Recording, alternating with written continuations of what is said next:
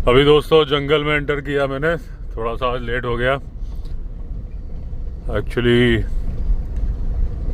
2 video upload करने थे। आज अपलोड स्पीड कम आ रही थी। तो अभी फॉरेस्ट की चौकी में मैंने पूछा कि हाथी वाथी, बोले अभी कुछ नहीं है। लेकिन 2 दिन पहले मुझे शाम को 5 बजे 2 हाथी मिल चुके हैं।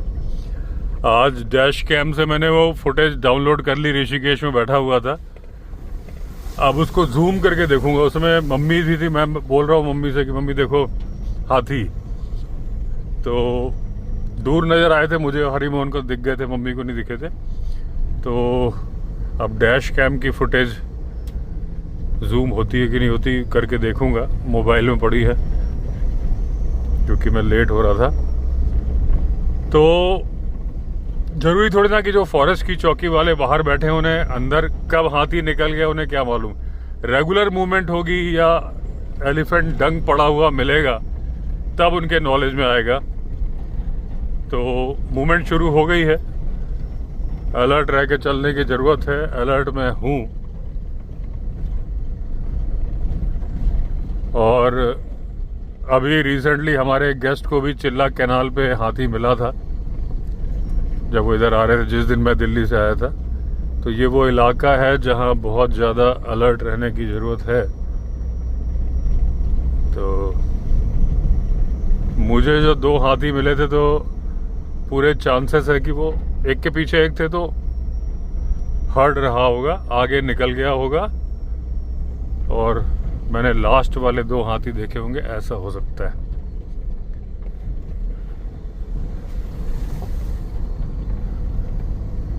बाकी दोस्तों एक अच्छी खबर है। आपको याद होगा मैंने 2-3 साल पहले जिम कॉर्बेट में नाइट ड्राइव करते वक्त, उस वक्त कॉर्बेट टेल्स वाले उमर जी की गाड़ी में था मैं, वो चला रहे थे, मैं बोल रहा था। वीडियो अच्छा चला था, मेरे ख्याल से 6 से 8 लाख के बीच में होने चाहिए उसमें व्यू। मुझे याद नहीं है, बहुत दिन से देखा नहीं मैंने कितने व्यू है। उसमें मैंने बताया था कि जानवरों का ये जो, जैसे बिहार में परमिट इशू किए जाते हैं नीलगाय को मारने के लिए, तो मैंने बताया था कि मारने के बिना भी सोल्यूशन है कि उनका ट्रांसलोकेशन कर दिया जाए बोमा टेक्निक से उन इलाकों में जहाँ पे प्रे बेस कम है टाइगर के लिए, लेपर्ड के लिए, और वो उसके वजह से टाइगर और लेपर्ड बाहर आ रहे हैं। गाँव में ह्यूमन एनिमल कॉन्फ्लिक्ट बढ़ रहा है। तो डिमांड एंड सप्लाई का गेम था। तो मैंने पूरा तरीका बताया था किस तरीके से होना चाहिए। मेरे ख्याल से ये 2023 की बात है। अभी 6 आने वाला, करीब 2.5 साल हो गए इस बात को। पहला ट्रांसलोकेशन मध्य प्रदेश में ही हुआ, उसी तरीके से हुआ जैसा कि हमने वीडियो में डिस्कस किया था। मध्य प्रदेश के शाजापुर में साउथ अफ्रीका से हेलीकॉप्टर बुला के, टीम बुला के, हेलीकॉप्टर पता नहीं साउथ अफ्रीका से आया था कि इंडिया का था, टीम वहां से आई थी और उन्होंने 913 ब्लैक बक और नीलगाय को ट्रांसलोकेट किया। पहले बोमा टेक्निक से एक बाड़े में बंद किया। बोमा साउथ अफ्रीकन लैंग्वेज में बाड़े को बोलते हैं, जो हमारे यहाँ बाड़ा है। तो हम उसे बोमा तकनीक बोले, जरूरी नहीं हम उसको बाड़ा तकनीक भी बोल सकते हैं। तो एक एनक्लोजर में बंद किया, उसमें हेलीकॉप्टर से हाँकते हैं, जानवर भागता है डर के मारे हेलीकॉप्टर की आवाज़ से। और पहले से कपड़े के बाड़े तैयार किए जाते हैं। जैसे ही जानवर उसके अंदर घुस जाते हैं झुंड के झुंड, उस तरीके से उसको बंद कर दिया जाता है। कपड़े वाले एनक्लोजर को फनल शेप बनाया जाता है। फाइनली जब उसको ट्रांसलोकेट करना होता है ट्रक में, तो फनल शेप होता है कि उसमें एक जगह से सकरा होता जाता है। फाइनली जानवर भागते जाते हैं और आगे खड़ा होता है एक ट्रक, और उस ट्रक में भी पत्तियां वगैरह होती हैं सब लगी हुई। जानवर जितने उनको घुसेड़ने होते हैं उतने जब चले जाते हैं तो उस फनल का मुंह बंद कर देते हैं। तो मतलब पहले एक बड़े से बाड़े में जानवरों को हाँक के बंद कर लिया जाता है बिना टच किए, फिर फनल शेप बाड़े में डाल डाल के ट्रक में लोड कर दिया जाता है जहां भेजना होता है। तो इन 913 नीलगाय और ब्लैक बक यानी कि काले हिरण को भेजा गया Rani Durgavati wildlife sanctuary या टाइगर रिजर्व है, जबलपुर के पास होगा, और नौरादेही अभयारण्य wildlife sanctuary, Nauradehi wildlife sanctuary, Gandhi Sagar century,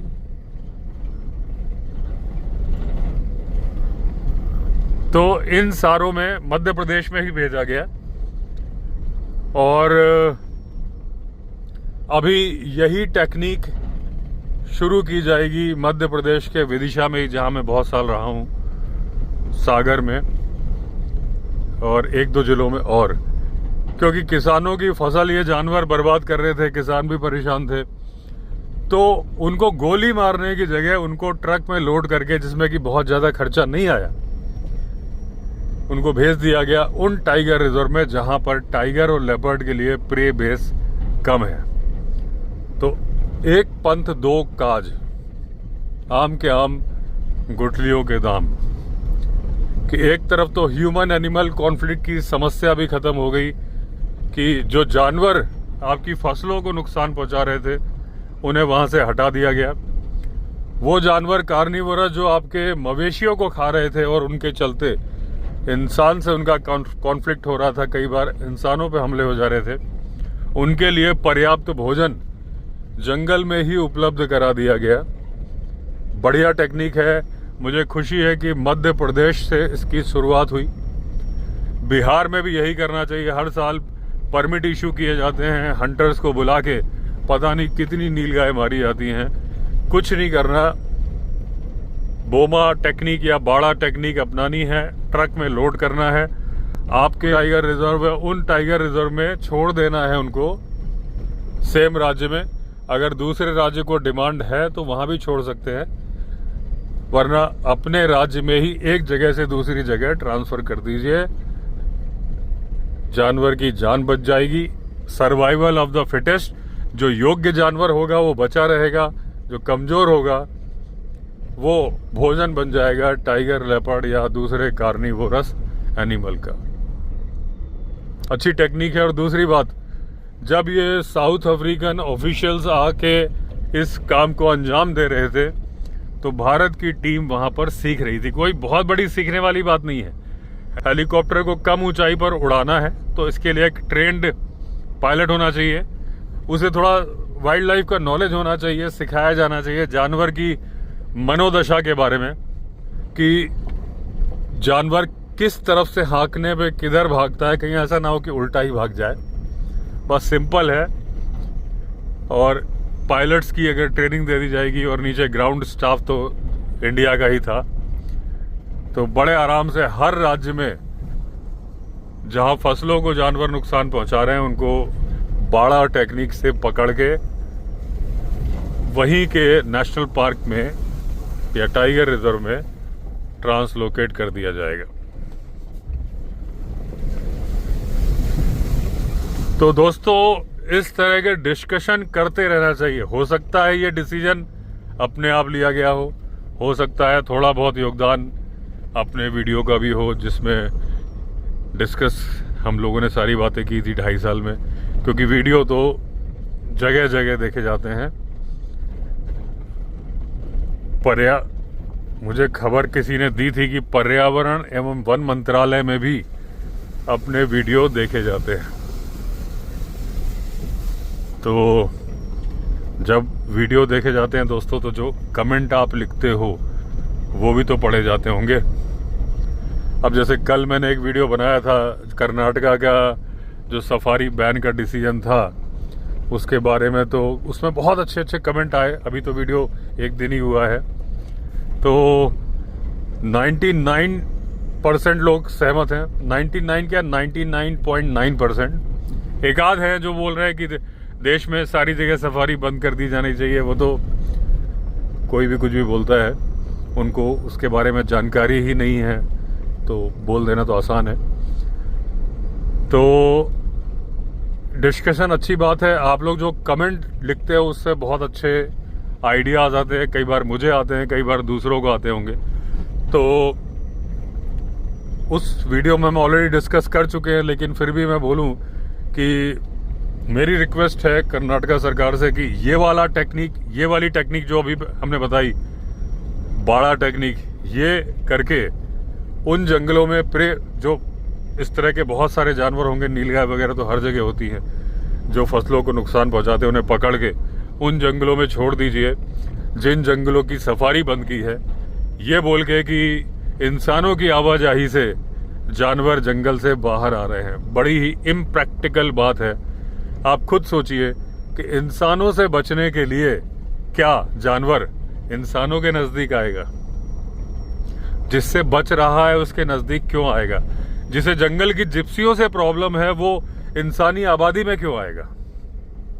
इसका मतलब उसे इंसानों से दिक्कत नहीं है, उसे जिप्सियों से भी दिक्कत नहीं है, उसके पास प्रे बेस नहीं है, उसके पास जानवर नहीं है खाने के लिए, इसलिए वो मवेशी खाने के लिए आ रहा है। जिप्सियों से कोई लेना देना नहीं है। वो रोजगार है उन लोगों का जो कि जंगल के आसपास रहते हैं, ड्राइवर और गाइड, जो कि जंगल की सुरक्षा करना चाहते हैं क्योंकि उनको रोजगार मिलता है।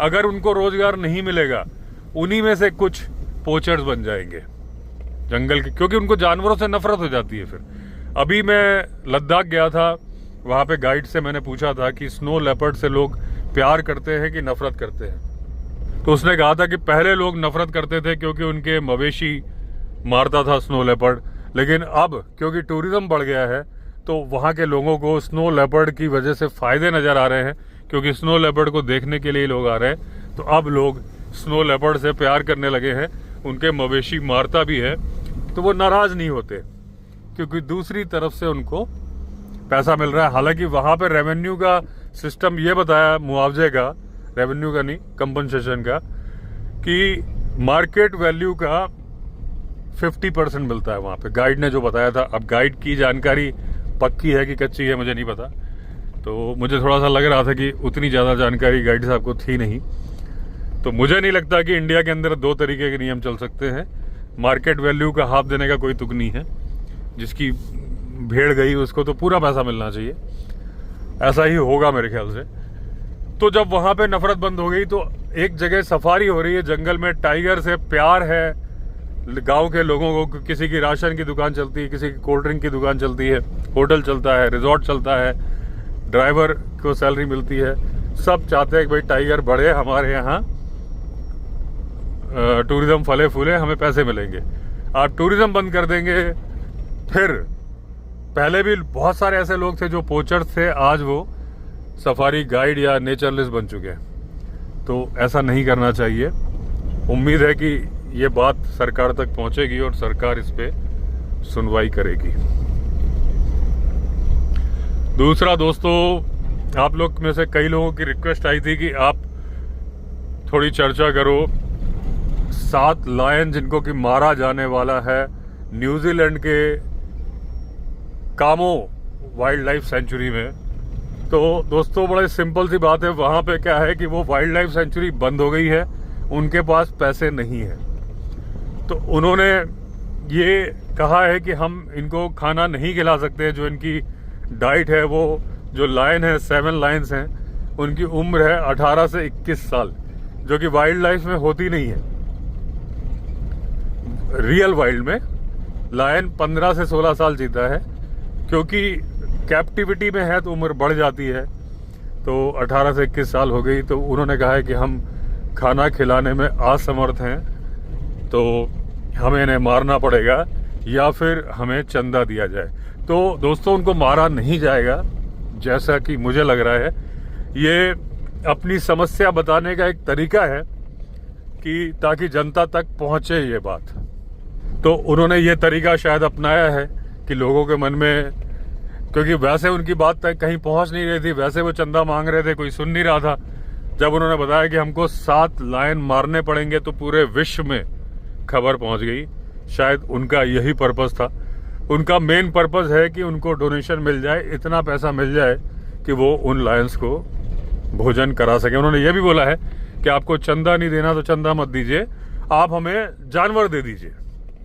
अगर आपके पास एक्सेस जानवर हैं, आप करना चाहते हो, हमें जानवर दे दीजिए, तो हम उन्हें खिलाते रहेंगे। उम्मीद है कि न्यूजीलैंड से ही उनको इतनी मदद आ जाएगी कि उन लायंस की जान नहीं जाएगी। मुझे प्रैक्टिकली ये लग रहा है कि शायद अपनी बात पूरी दुनिया तक पहुंचाने का उनका एक तरीका था। मारना तो शायद वो भी नहीं चाहेंगे, उन्होंने अपना दर्द बयान किया है। तो मेरा आकलन यह है कि उन लायंस की जान बच जाएगी, क्योंकि विश्व में बहुत सारे लोग बैठे हैं, दयालु लोग, जो कि उतना डोनेशन दे देंगे कि लायन के खाने का इंतजाम हो जाए। अभी दोस्तों 2 दिन से मैं इतना ज़्यादा काम कर रहा हूँ कि मतलब थकावट की हद हो चुकी है।